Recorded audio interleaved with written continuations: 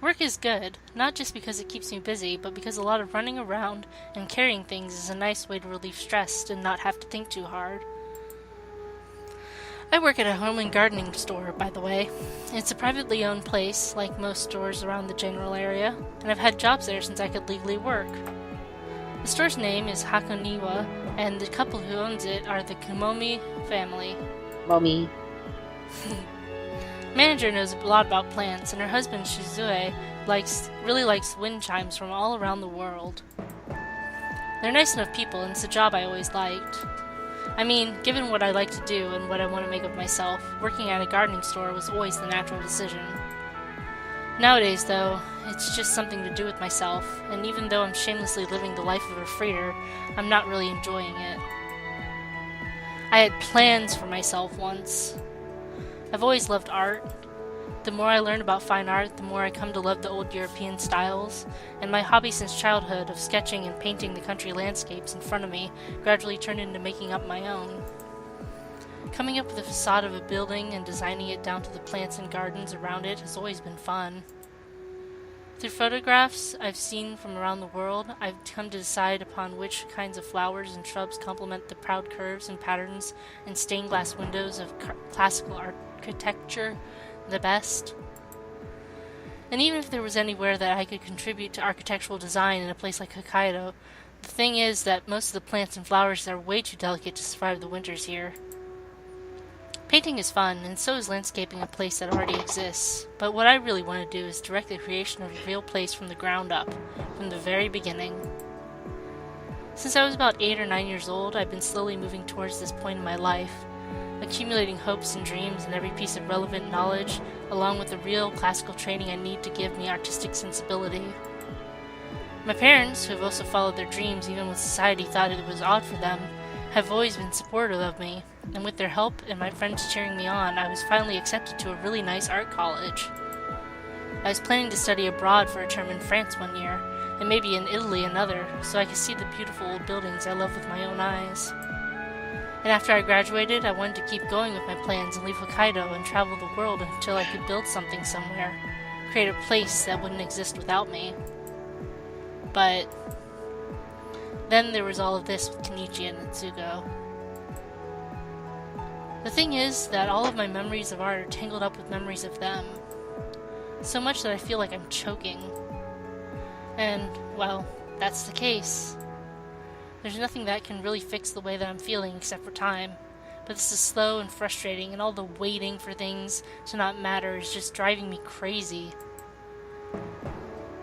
It takes something like 20 or 30 minutes to bike all the way to Hakoniwa, and by the time I actually get there, my legs hurt and my face feels burnt from the still chilly wind. Not to mention that I'm definitely late by now. Well, I know that nobody's going to care since I've actually shown up. The nice thing about having worked here forever and being overqualified is there's no way I'm going to get fired unless I do something ridiculously terrible. Job security is a really convenient thing when you're having trouble actually getting yourself moving when you wake up. Yeah, tell me about it. Right? I slowed down pedaling until I can get off the side of my bike, and even though my legs are still aching a little, I don't stop to rest. Now that I'm actually here, I probably shouldn't loiter around too much. I lock up my bike in the usual spot behind the store, then go in through the employee's back entrance to grab my tool apron and my other things and get ready. I'm here! I can't see anybody from the back room, but I'm sure that someone or other is actually around close by, so I call out to announce my arrival. Oh! Mo! And my expectations are right on, since there's Kumomi Shizue's voice as usual. I'll sign you in, so just go ahead and take the register. What? Saho. Sao? I don't know what Saho means. I don't either. To Google. Let me alt-tab out of Skyrim. You're playing Skyrim? I'm setting up my mods. I'm only doing a clean save. That would be an idea. Just snipe Kenichi from far, far away. Use your magic plant skills.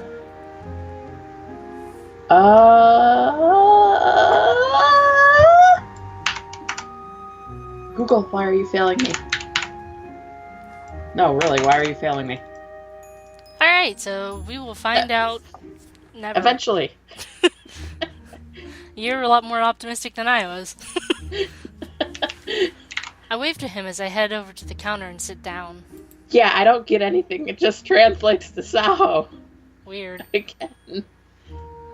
This is really pretty. I like the stained glass stuff, or the wind chimes. Oh, those are cute. Well, this is a lean season for the gardening side of business, and things will continue on like this until the weather warms up a little bit. Still, there's usually a few people who will come in for tools to maintain their houses, or the rare newcomer that wants to get started with landscaping and doesn't want to wait until the ground, or know to wait until the ground thaws a bit more. And people who want potted plants for the insides of their houses and things like that. Even here on the awkward borderline between winter and spring, a store like this one has still got a few decent clients coming and going. Well, in the end, I'm all about the gardening and landscaping end of things, so in seasons when none of that can really happen, I tend to get stuck working the counter and ringing things up while Shizue and manager and the other helpers take care of actually assisting people. It's not so bad. I mean, above all else, it's something to do with myself and a way to earn money, and I've even picked up a few things about house maintenance here. Who knows?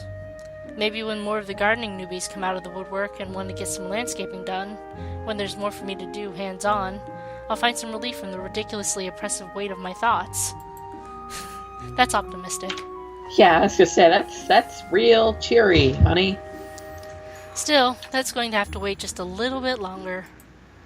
That will still be a few weeks off. Until then, I kinda just have to suck it up and deal with my boredom and depression in silence. At least you can acknowledge it. That's true, at least. God, that's horrible. At least she acknowledges that this is all very unhealthy. It's the same old here. Not many customers come in, and all the ones who do are here from manager and Shizue and everyone else in the home section of this home and gardening store. I'm left at the register, basically falling asleep.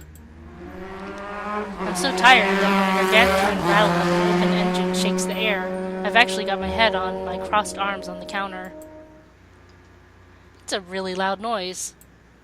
So much so that I'm already thinking, now this is why I hate motorcycles, before I've raised my head and started to think. That sound is definitely a motorcycle's engine. I heard plenty of them when I was on trips in the rest of Japan over high school, not to mention on TV, and overall it's a pretty unmistakably obnoxious noise. Why are you laughing? I'm not laughing, I was yawning. Oh. Why are you yawning? Am I boring you, Comp? No. Anyway. I will endeavor not to bore you, Comp. I promise the yawning was not at you. Uh-huh. But the thing is that nobody actually owns a legitimate motorcycle in this town. There are a couple wait, do they own illegitimate motorcycles? Yes. Motorcycles made out of wedlock? Yes. Bastard motorcycles. There are a couple of kids my age or older who own scooters, since the popularity of Vespas and such rose after some old anime shows that featured them. I.e., Fooly Cooly. Yeah. But nobody has a heavy-duty bike that can make a snarl like magnified thunder. It's a sound that doesn't belong in this sleepy, boring town in the sticks where nothing ever happens. Oh Lord, is she gonna fall for the bad boy? I don't know. The story did not get that far. Huh. When I read the pre-releases. Well, we shall find out together. Yes. And when it winds down to a burble and disappears, before I can dismiss it as a trick of my confused, sleepy mind, a person walks through the door that I've never seen around here before. It's a guy who seems to be around my age, maybe a little older. He's tall, and on top of that he's blonde, and his hair's a little long for a guy, hanging around his shoulders. As he walks through the door, he's pushing what looks like a motorcycle racing goggles up on his forehead, making his long bangs stick up at weird wind-blown angles, and this lets me see that his eyes are a really pale brown, maybe even gold. He's wearing scuffed-up jeans, a leather vest, biking gloves, and through the open vest, I guess it's a layered short-sleeve and long-sleeve t-shirt.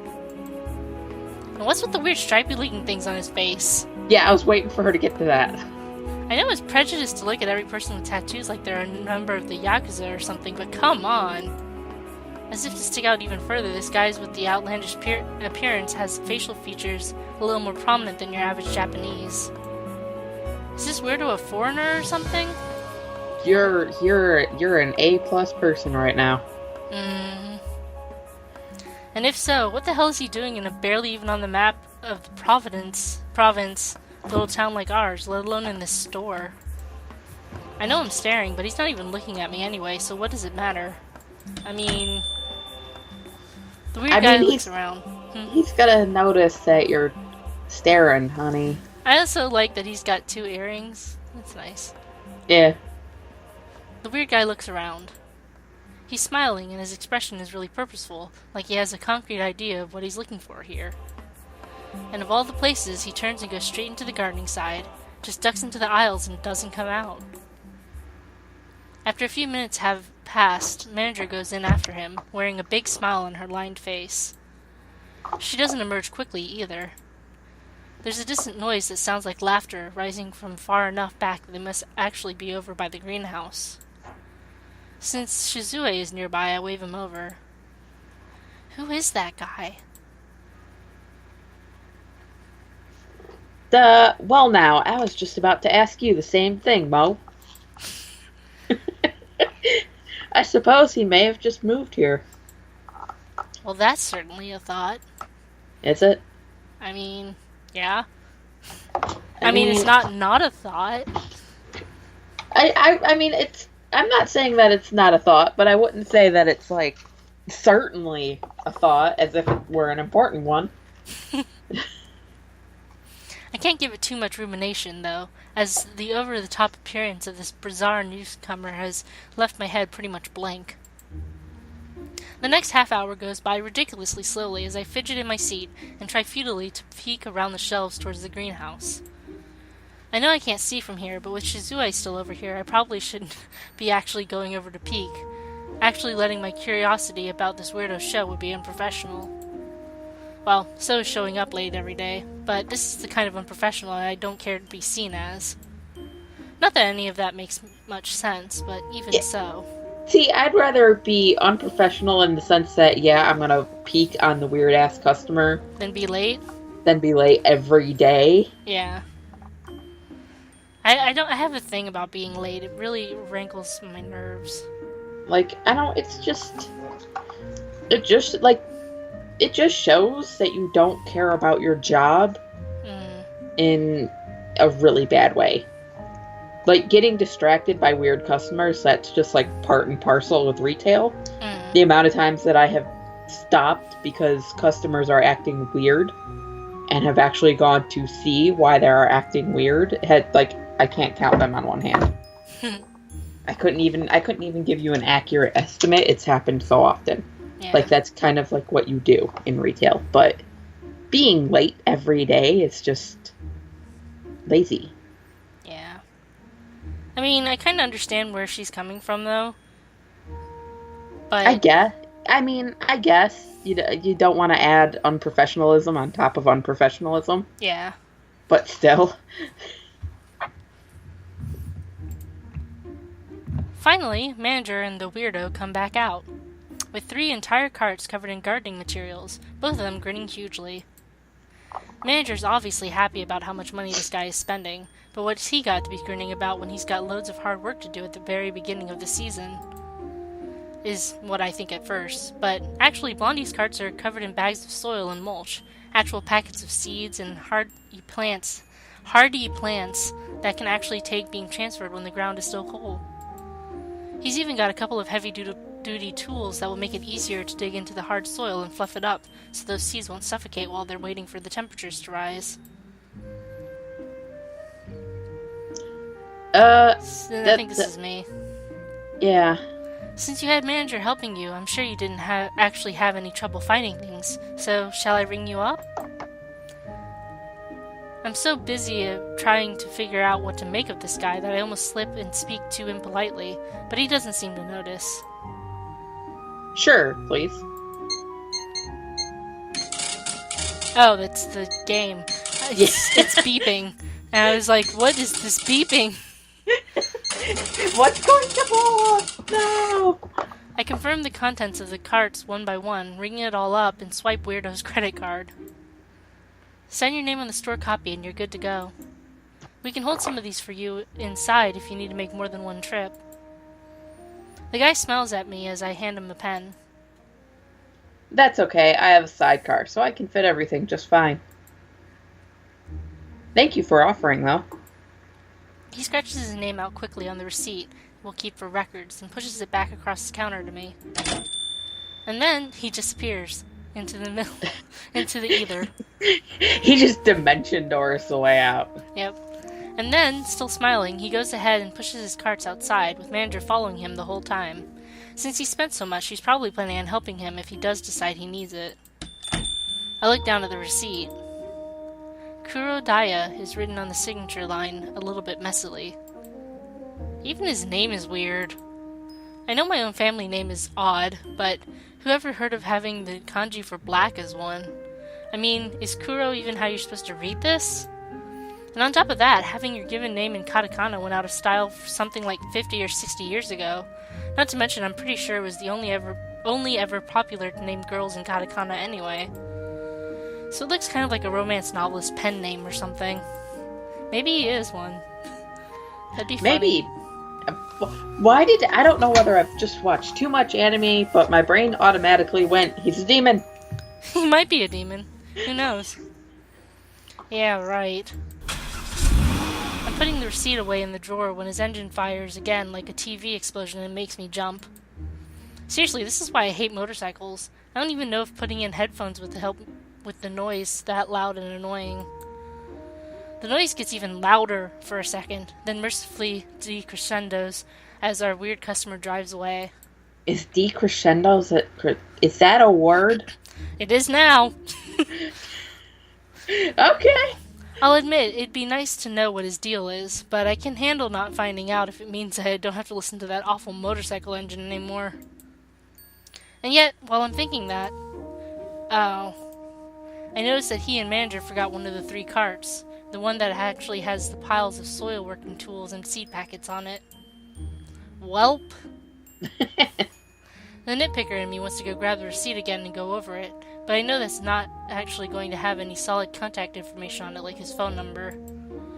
So I guess we're stuck with this stuff until he realizes that he forgot it and comes back after all to come pick it up. My shift is almost over, so I guess I just have to tell Manager and Shizue to keep the stuff in the back and make sure nobody else picks it up in the off chance that another crazy early starter of gardening newbie traipses in. What a pain. And then he didn't even come back in, apparently, so we're going to have to keep all that stock stuff off to the side so nobody walks off with it. So on top of all the other weird stuff, he's probably an airhead too. What a strange guy. My gaze falls on the clock for a moment as I roll over. It's been at least half an hour since I got started, which is kind of an accomplishment for me, I suppose. It's been a while since I've had this much steam to blow off about anything. Most of my phone conversations have consisted of me listening and commenting on whatever the other person has to say. Not tonight. Even I don't really understand why I'm zeroing in on this weird new customer as hard as I am. I mean, because it's something new. You got a lady boner for him. Maybe. Maybe it's because he just sticks out so much, or maybe because I've been languishing in boredom up until now. That's also possible, but that's boring. True. But my conversation partner is a good friend, and so I'm sure she's not going to put any odd spins on things like suggesting I've fallen in love at first sight or whatever. Yeah, listen, I came here to have a good time, not be judged. I'm feeling so attacked right now. That's pretty mysterious. I bet I know what's up. In a couple of days, he'll come back, and you'll keep bumping into him around town, and all sorts of unexplainable things are going to happen around you. Holy shit. She talks a lot. And the more you investigate, the less sense everything will make, until one day there'll be some grand disaster that he fixes with his magical powers. What? He said he was a demon.